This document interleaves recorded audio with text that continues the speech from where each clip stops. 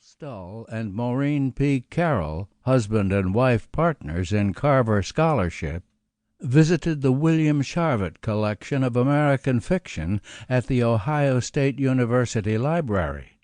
There, while examining a box of manuscripts, they found 2 complete unpublished stories. They phoned me excitedly on my birthday with this news.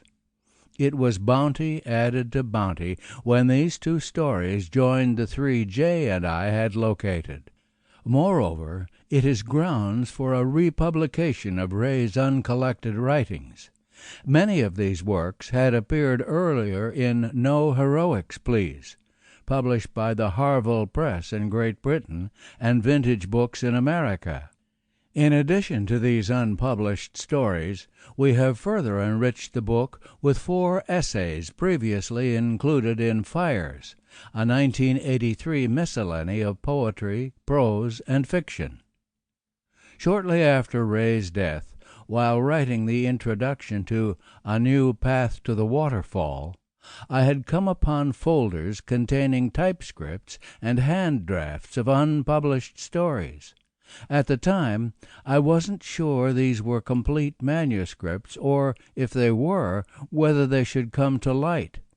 I felt that before unpublished work should be considered, all the writing Ray had clearly intended to see in print should first be made available. It would take 9 years to accomplish that with the appearance of Ray's collected poems in All of Us, Harville, 1996, Knupf, 1998. There was plenty to do after Ray's too early death at 50 in 1988 from lung cancer. I saw 3 of his books into print in British and American editions, finished Carver Country, a book of photographs by Bob Adelman, and advised on the Robert Altman film Shortcuts, which drew on 9 of Ray's published stories. I participated in the making of 3 documentary films about Ray. Much of that I did while teaching far from home. Somehow I also managed to write 3 books of poems, a book of stories, and a collection of essays. Early in 1998, as the 10th anniversary of Ray's death approached, J. Woodruff phoned to say he wanted to do something to honor Ray in Esquire.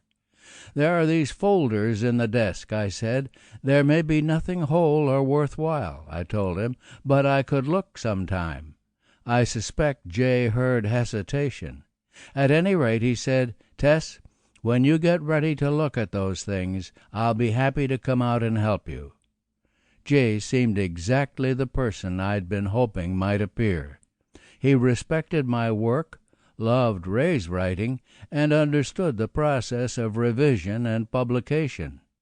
Moreover, as both a fiction writer and a magazine editor, Jay knew good stories when he saw them.